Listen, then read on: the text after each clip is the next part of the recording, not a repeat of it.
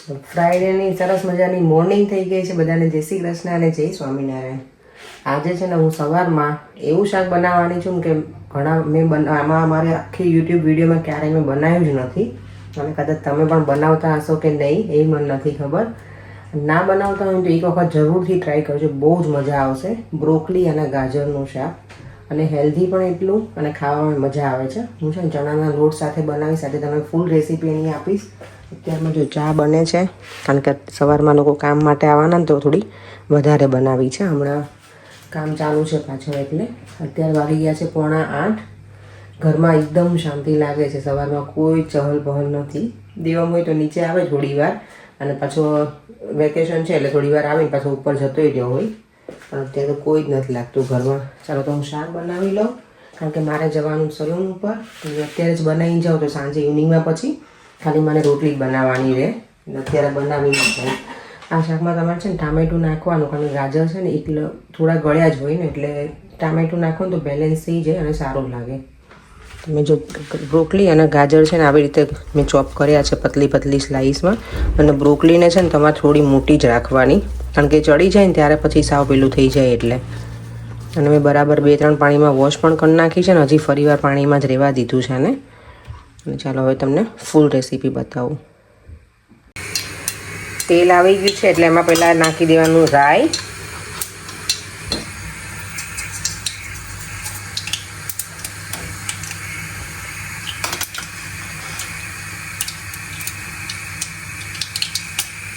થોડું આમાં તેલ વધારે જોઈએ, કારણ કે ચણાનો લોટ નાખે ને એના લીધે થઈને.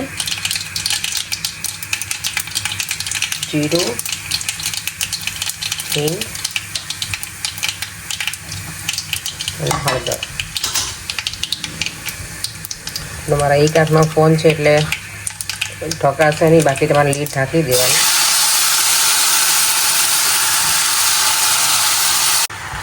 મેં જો આમાં મીઠું નાખી દીધું છે સ્વાદ પ્રમાણે, અને ટામેટું પણ એક નાખ્યું છે, એડ કરી દીધું છે. એટલે હવે આને હું ધીમા ગેસે લીડ બંધ કરી અને ચડવા દઈશ.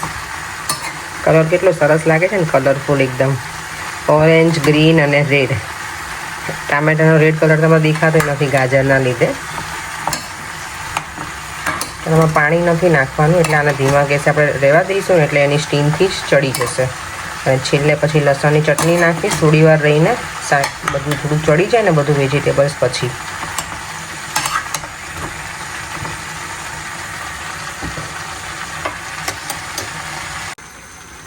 તો શાક છે ને થોડું ચડી જાય ને પછી મારી હોમમેડ જે લસણની ચટણી છે એ અંદર એડ કરી દઈશું.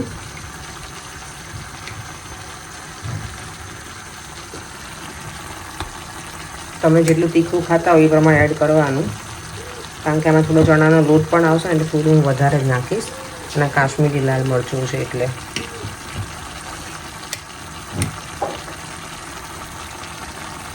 બસ હવે આને મિક્સ કરી અને ફરીવાર ચડવા જ દેવાનું છે. શાક છે ને ચડી ગયું છે એટલે હવે એમાં એડ કરવાનો છે ચણાનો લોટ. આનાથી જેનો ટેસ્ટ એટલો સરસ આવે ને, આને હવે પછી નાખી પછી એને થોડી વાર પાછું એમને એમ જ રહેવા દેવાનું, એટલે ચણાનો લોટ બરાબર અંદર બફાઈ જાય.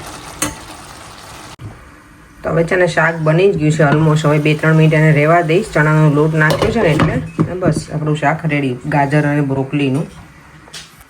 તો એક વખત છે ને જરૂરથી ટ્રાય કરજો, ખરેખર સારું લાગે. અને હેલ્ધી પણ કરું બ્રોકલી. એટલે બ્રોકલી ઘણાને એમને ના ભાવતી હોય.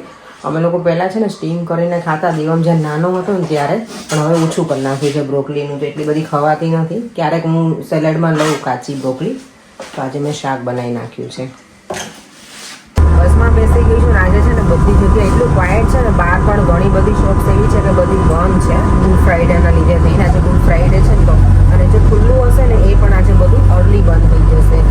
અને ઇવન જેને જોબ ને એવું બધું હોય ને એ લોકો ઘણા એવા સેક્ટર હોય જેમાં જો બધી આજે કરવાની હોય, પણ એ બધું અર્લી ફિનિશિંગ 4 વાગે 5 વાગે ને મેક્સિમમ 6 વાગે બધું બંધ થઈ જશે.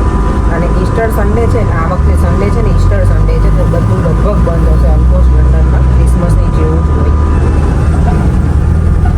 જો બસ પણ અત્યારે ખાલી જ છે. નોર્મલી બસમાં બેસે ને તો બિઝી હોય, એટલે ફૂલ હોય એમ. એમએનએસમાં આવી ગઈ છું ને આજુ બધા ફ્રૂટ શેપમાં છે, સ્ટ્રોબેરીઝ ને લેમન એપલ ને એમાં. આઈ ડોન્ટ નો આ કાંઈ ચોકલેટ છે કે શું છે. મર્ઝીપિન. ચાલો લેસ્ટરમાં તો છે ને આજે મહેંદી નાઈટ છે, પણ અહીંયા અમે ઘરે મહેંદી નાઈટ કરીશું. ઘરે તો નહીં, સલૂન ઉપર. ફોન લઈને આવી છું. સિમ્પલ મને આવડે છે, મેં મૂકી લઉં, કારણ કે મહેંદીનો શોખ તો મને બહુ જ છે. ત્યાં જઈને કંઈ મૂકવાનો ટાઈમ મળશે નહીં, કારણ કે સન્ડે મોર્નિંગ આઈધર કાલે ઇવનિંગમાં પ્લાનિંગ હવે જે ફિક્સ નથી થયું અમે ક્યારે નીકળશું એ જોઈએ. હવે દેવમને આજ મેં પૂછ્યું કે મમ્મા સેટરડે આવે કે સન્ડે આવે, તો કે મમ્મા જ્યારે પણ આવે ત્યારે ચાલશે. એટલે મને એવું હતું કે એવું કહેશે કે સેટરડે પણ એને મજા આવી છે, એટલે એને કંઈ કીધું નહીં કે ક્યારે એમ. મેં લેવા મેં વિચાર્યું શું કરીએ. ચાલો અત્યારે મહેંદી મૂકી લઉં, ફ્રી છું ને તો, કારણ કે મહેંદી જેવી આવડે એવી આગળના હાથમાં મૂકું છું. પાછળ કંઈ કરીશ, મારે આઈબ્રો કરાવવાનું છે, બધું બાકી છે. આજે તમારે પૂરું કરવું જ પડશે બધું. ચાલો જો મહેંદી મૂકીને તો રેડી થઈ ગઈ છું. એક હાથમાં મૂકી છે, જો બતાવું કેવી મૂકી છે મેં. હજી નેલ્સ બાકી છે, પણ હવે મહેંદી ડ્રાય થાય ને પછી નેલ્સ કરાવી નાખીશ. એટલે અત્યારે હવે ઠંડી બહુ લાગે છે, પવન છે, એટલે બહાર હું આવી છું ને તમે જલ્દી ફટાફટ છે ને આ સુકાઈ જાય. ચાલો જો મારા નેલ્સ પણ થઈ ગયા છે ડન, અને હવે મારો આઈબ્રો કરાવવા જાઉં છું. મારી ફ્રેન્ડના ઘરે જ અત્યારે ડાયરેક્ટ જ જઈશ, એટલે પછી કેવું ઘરે જઈ અને તૈયારી જે કરવાની કરી, કુકિંગ કરીશ અને પછી સૂઈ જાય. આજનો દિવસ પૂરો.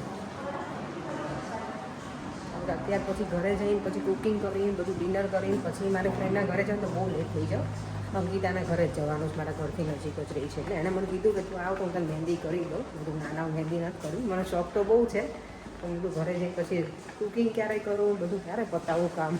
મને કે તું આવું રોટલી હું બનાવી નાખું, શાક તો બનાવીને જ આવી છું. બધું નાના કરી નાખીશ. એ કામ એથી બધા વર્ક ઉપર હોય ને પછી ઘરે જઈએ એટલે કંટાળો આવે ને બધાનું કરવાનું, એટલે બધું હું કરી નાખીશ. તું મને ખાલી આઈબ્રો કરી દે, આઈબ્રો કરીને પછી ઘરે જઈએ.